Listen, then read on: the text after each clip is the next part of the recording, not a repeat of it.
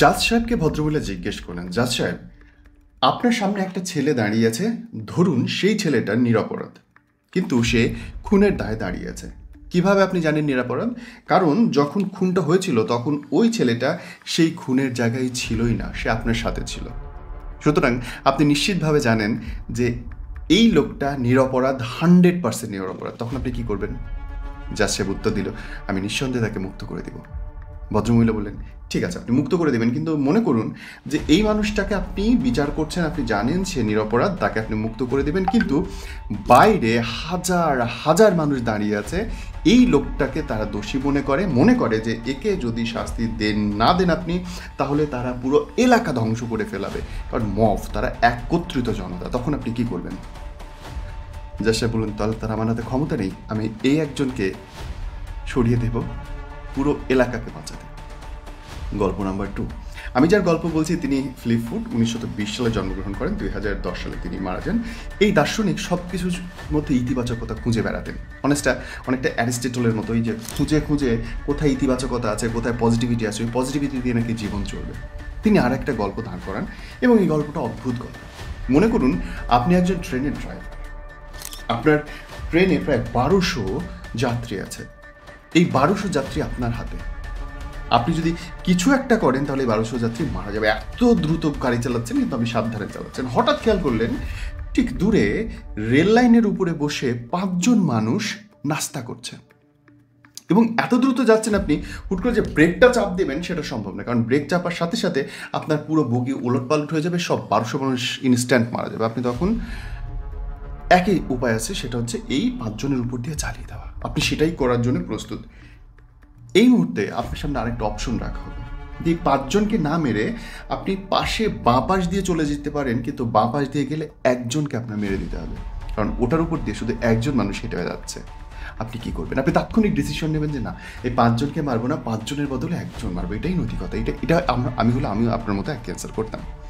Fine, থেমে গেলেন তো? প্রশ্ন এখানে শেষ না। এবং তখনই গিয়ে এই ফ্লিপ ফুড বলছে যে মনে করুন আপনি 5 জনকে মারলেন না, তাদের মরে যাওয়ারই কথা ছিল, কারণ তারা রেল লাইনের উপরে বসে খাচ্ছে। আপনি বিকল্প পথ দিয়ে নিয়ে যাচ্ছেন একজনকে মারবেন বলে। এই একজনকে যে মারলেন, এটা কিন্তু আপনি ইচ্ছা করে মারলেন। ওই 5 জন মৃত্যুর জন্য আপনি ইচ্ছাকৃত দায়ী থাকতেন না, কিন্তু এই একজনের মৃত্যুর জন্য আপনি কিন্তু ইচ্ছাকৃত দায়ী, আপনি ইচ্ছা করে ডিসিশনটা নিয়েছেন। ওরা কি বলে সিস্টেমের বলি হতো, কারণ তারা সে জায়গা বাজেভাবে ছিল বা থাকার ইয়ে ছিল না, তারপরেও তারা ছিল। কিন্তু আপনি 5 জনকে সেভ করলেন, ভালো কথা, খুবই মানবিকতার কাজ করলেন, আপনি একজনকে মেরে দিলেন। বস, এই একজন যাকে আপনি মারলেন, আপনি যদি জানেন যে সে আপনার একমাত্র ছেলে, আপনি কি করবেন? বুকটা কেঁপে উঠল না? আপনি ট্রেনের ড্রাইভার, আপনি ট্রেনটা থামাইতে পারছেন না, কারণ ট্রেনটা ব্রেক করার সাথে সাথে পুরো 1200 মানুষ মারা যাবে। আপনি সোজা নিতে পারছেন না, কারণ সোজা নিলে 5 জন মানুষ কেটে যাবে। আপনি বাঁ দিক দিয়ে নিলে একজন মানুষ মারা যাবে বলে ডিসিশন নিলেন, এবং তাৎক্ষণিকভাবে আপনি জানতে পারলেন ওই একজন মানুষ হচ্ছে আপনার সন্তান, একমাত্র ছেলে। আপনি কি করবেন? আমি নিশ্চিত আমরা প্রত্যেকে বলবো যে না, আমি একজনকে মারবো না, আমি 5 জনের উপর দিয়ে চালিয়ে দেবো, কারণ ওদের তো এখানে থাকারই কথা না, আমার তো কোনো দোষই নেই।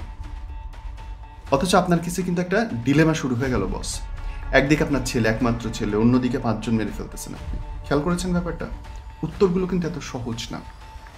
আপনি এই একজনকে রক্ষা করার জন্য 5 জন তো দূরের কথা, পুরো 1200 মানুষকে আপনি উড়াই দিতে পারেন, কোনো ব্যাপারই না, কারণ এই একজন আপনার নিজের রক্ত। এই একজনের মূল্য আপনি জানেন, হ্যাসিয়ত আপনি জানেন, আপনার ওজন জানেন, যে এই একজন সারা পৃথিবীর সব কিছুর চেয়ে আমার কাছে দামি, কারণ সে আমার নিজের রক্ত, নিজের সন্তান, সে আমার কাছে কত বেশি মূল্যবান, তাই না? ব্যাপারটা তো তাই। কোনো একটা ইস্যু, কোনো একটা মানুষ, কোনো একটা মূল্যবোধ, কোনো একটা উদ্দেশ্যের গুরুত্ব যদি আপনি একবার অনুভব করতে পারেন, আমার এটা চাই, আমি এটা করব, তাহলে 1200 মানুষ কেন, 12 কোটি মানুষও কোনো ইস্যু না। 1200 প্রবলেম কেন, 12 কোটি প্রবলেমও কোনো ইস্যু না। ইস্যুটা হচ্ছে আপনার উপলব্ধি করতে পারা, যে আমি জানি আমি কি চাচ্ছি এবং তার মূল্য আমার কাছে কত বেশি। আমাদের প্রত্যেকের কাছে যখন জীবনের সবচেয়ে বড় মূল্যবান জিনিসটা এসে সামনে দাঁড়ায়, তখন আমরা বুঝে ফেলি, ইয়েস, আমি এটাকেই খুঁজছিলাম, এবং এর জন্য আমি পুরো দেশ তন্ন তন্ন করে দিতে পারি, আমার নিজেকে আমি পুরো বদলে ফেলতে পারি, আমি দুনিয়াকে চেঞ্জ করে ফেলতে পারি। অ্যান্ড দ্যাট শুড বি অপেক্ষা তো শুধু একটা জিনিসেরই। আমরা আসলে ঠিকঠাক বুঝি না কোনটা আমার জরুরি, কোনটা আমার কাছে মূল্যবান, কোনটাতে আমি সবচেয়ে বেশি আনন্দ অনুভব করব, কার মূল্য, কার ওজন, কার ভাবমূর্তি আমার কাছে পুরো দুনিয়ার চাইতে বেশি। ভালো লাগলে শেয়ার করেন ভিডিও, নিজের ওয়ালে রেখে দেন। কখনো খারাপ লাগলে দেখলে নিজের কাছে প্রেরণা পাবেন। খারাপ লাগলে কমেন্টে লিখুন যে বাবা ঠিক বলো নাই তুমি।